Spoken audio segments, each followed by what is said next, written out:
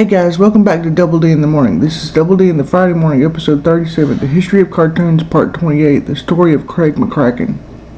Also known as the creator of the Powerpuff Girls, Foster's Home for Imaginary Friends, and Wonder Over Yonder, and Kid Cosmic. He was born on March 31st, 1971. He began drawing at an early age. He attended California High School. After graduating high school, he went to Cal Arts, or the California Institute of Art.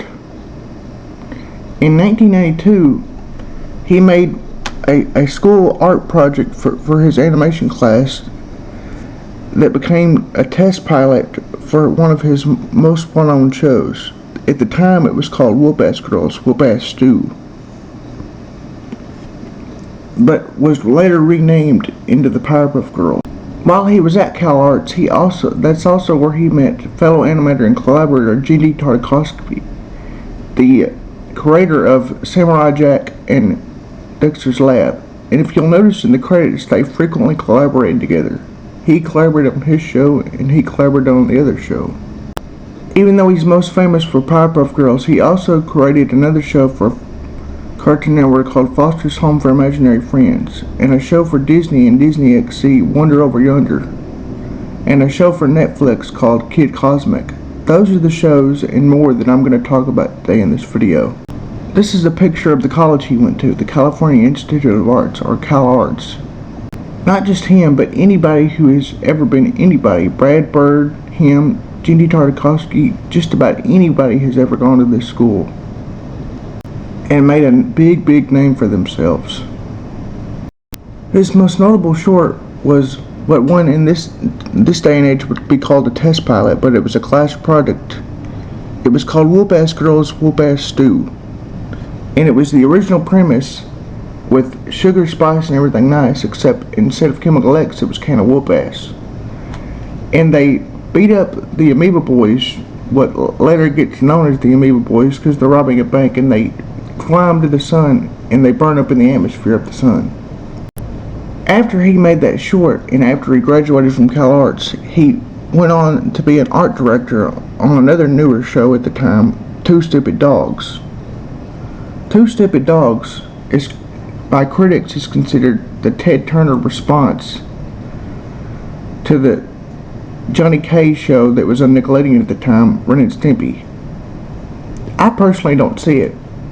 And it lasted 2 seasons from 1992 to 1994. Back in 92 also, when he made that Whoop-Ass Stew, Whoop-Ass Girls, Cartoon Network was just thriving up. And they caught wind of his Whoop-Ass Stew short, Whoop-Ass Girls. Fred Seibert at the time did, which was the head of the animation department at the time. And he said that, "I like your short, but I want the name to be changed. And I'm making this series of short subject cartoons for a show called What a Cartoon. And I want to put you on it as a creative mind and creative force behind this." He said okay, and he said he'll change the name. He changed the name to Powerpuff Girls. He created the first short of his 2 What a Cartoon shorts in 1995 with his new revised name instead of the Whoop-Ass Girls, because they said that wasn't marketable to a family company, to the Powerpuff Girls. The very first short of the Powerpuff Girls as a cartoon was in 1995, February 20th of 1995. And the first short was called The Powerpuff Girls Meet Fuzzy Lumpkins.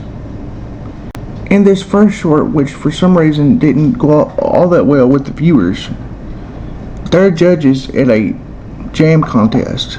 The Fuzzy Lumpkins character loses and creates a meat gun and tries to shoot everything with his ray gun and eat the whole entire town because his was a meat jam and they didn't like his jam.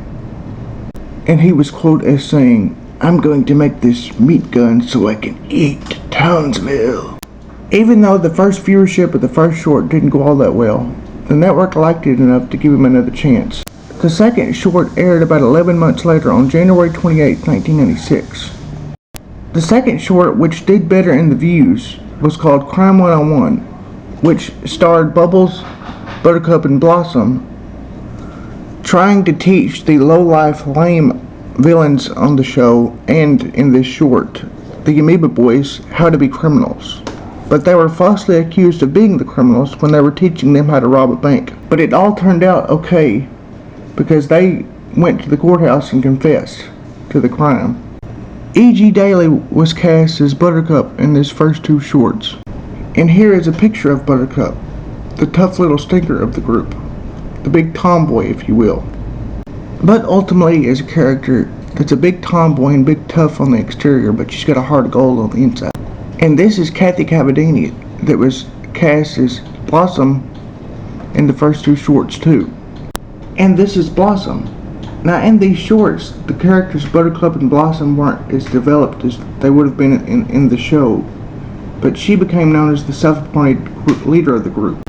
And this is the original voice of Bubbles, which you may recognize for Betty or Phil and Lil and Daisy. But she was the first voice of Bubbles, not Tara Strong, in the first two shorts. In the first two shorts, just like her sister, she wasn't that developed of a character. She was just a blonde Powerpuff. 2 years later, Craig's show got picked up as a full series in 1998. In the fall of 1998 as the Powerpuff Girls. November 18th, 1998 to be more precise. With the new revised name, they also had a new revised intro. It was sugar, spice, and everything nice, and an accidental dose of Chemical X. Kathy Cavadini continued voicing Blossom when it became a show, and had made it beyond the what a cartoon short phase. Even though she was voiced by the same voice actors, Blossom was redesigned as the new leader of the group. Kind of a bossy, narcissistic type, but toned down because it was a show for kids. Like for instance, she was always the leader and the person with the plan. And that part of the character always went to her head, and that's why her and her sister Buttercup always fought. E.G. Daily, the person that did Buttercup from the shorts, also was rejoined when it became a show, and voiced Buttercup permanently when it became a show, from 1998 to 2004. And this is the TV series version of Buttercup. She became a lot more tomboyish and a lot more tough, and a lot more rounded as a character. And had also been known from time to time to be a bully, once or twice in the show, but she wasn't. She just had her moments. Kinda like what I said earlier, a bad girl with a heart of gold. She's good on the inside, but just has a tough exterior. And this is the redesign of the TV show version of Bubbles. She was the sugar part in the ingredients because she was the sweetest and the kindest. In her heyday in Townsville, she was known as the sweetest person. Her character was the one of the Powerpuff Girls that got recast. She is now voiced by Tara Strong from 1998 till present. Anytime the character is done, it's done by Tara Strong now. Tara Strong was able to give the character a well-rounded personality. Tom Kenny was also on the show as the mayor and the narrator of the show. This is the picture of one of the most recurring characters on the show, and as you can see, he's a combination of Mayor McCheese and Monopoly Man, but he was voiced by Tom Kenny. He also narrated the show. The Powerpuff Girls saved the day. And that's the end. Another Save the Day by the Powerpuff Girls. Tom Kenny did all that too. But not just that part. He would narrate the story, like in the morning in Townsville morning. You know, Mojo Jojo's attacking the city, things like that. He would, narrate it like someone would narrate a book. This was his second show for Cartoon Network, A Foster's Home for Imaginary Kids. It was about a boy named Mac that had to give up his imaginary friend named Blue. Mac was originally thinking that he had to quit playing with the character, Blue, but he found Foster's Home for Imaginary Friends and just dropped him off there, with the promise that as long as he kept visiting him after school, Blue would never get adopted. Tom Kenny also came back to work with Craig Mccracken on Foster's as Eduardo, the Spanish-speaking purple monster imaginary friend, that despite his appearance had a very childlike demeanor. This is Candy Milo. She was the voice of Madam Foster, the owner and founder of Foster's Home for Imaginary Friends in the universe. And this is what the Madam Foster character looks like. She was an old feisty, stereotypical old feisty grandmother that founded Foster's Home for Imaginary Friends to give them a place to go. Her imaginary friend was Mr. Harriman, the big bunny butler on the show, the person that answered the door and was the second-in-command caretaker. This is Grey Griffin, the voice of Frankie Foster, Madam Foster's granddaughter. She is the main in command, the MC, the head honcho, the hostess, the big boss, if you will. Her second in command is Mr. Harriman. This is Frankie Foster, the older than her years teenager that still has her teenage moments, but is the leader of the bunch, the boss, the surrogate mom, if you will, the person that makes everybody try to behave. And in some cases, one could say the preschool teacher, because they all do act like toddlers. This is the voice of Blue, Keith Ferguson. And this is Blue, one of the main co-protagonists. Him and Mac are the two co-protagonists. He is kind of a protagonist and antagonist depending on the story. He is the terror of the building, the main first imaginary friend, and one of the main characters, but he is the cause of all the problems of Foster's Home for Imaginary Kids. He's very self-centered, very into himself, and very money hungry, always looking a way to scheme to make money, kind of like Ed off of Eddie off of Ed, Edd n Eddy. He's kind of like Eddie. This is Mac, the 8-year-old imaginative bright boy that was the creator of Blue. He was playing with him for several years, but was told by his mom that he was too old for an imaginary friend.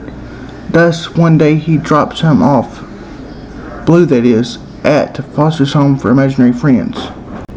When he was told, when he first got there, that he will never be adopted, and with the exception that he comes to see him every day after school, which he does. And this is Sean, the voice of Mac, which is one of the main characters on Foster's. He brought a very lively and imaginative tone to the voice of Mac on Foster's Home for Imaginary Kids. After 2009, when Foster's wrapped, he left Cartoon Network and went to Disney with a show called Wonder Over Yonder. He felt his time at Cartoon Network had gone because they were starting to advocate for entertainment for older scene kids and people like teens and tweens. So he left Cartoon Network and went to Disney with his show Wonder Over Yonder. The show ran for 2 seasons on the Disney Channel and Disney XD. It was about a person named Wonder who traveled with his horse from planet to planet, helping people live their life in a fun way and making sure people lived in harmony. But he had to watch out for the antagonist on the show, the Lord Hater and his watchdogs. It was canceled after 2 seasons because of low ratings. His newest show is a Netflix show that has since been canceled and concluded, and it was called Kid Cosmic. It lasted from February 2nd, 2021 till February 3rd, 2022. It was about your normal imaginative, and I mean very imaginative, comic book-esque type kid that loved that kind of stuff. And similar to the other old show that he didn't create, but anybody familiar with 90s pop culture would know about Animorphs. Similar to that show, except this show was animated. He finds these super crystals and he becomes a superhero, and he gets to live out his dream of actually being one. Well, that's it for today's video. Remember to like, subscribe, and comment, and hit the notification bell if you like this video, but especially if you want to see next week's video. It's about Robert and Zeddy, the creator of Mina and the Count and My Life as a Teenage Robot. And also remember to follow me on my Facebook, Tumblr, Instagram, and TikTok, and Facebook fan group, Drew's YouTube fan group. And guys, this is also the thumbnail for next week's video. Tell me in the comments if you like it or not. And if you're looking forward to my video about Robert and Zeddy.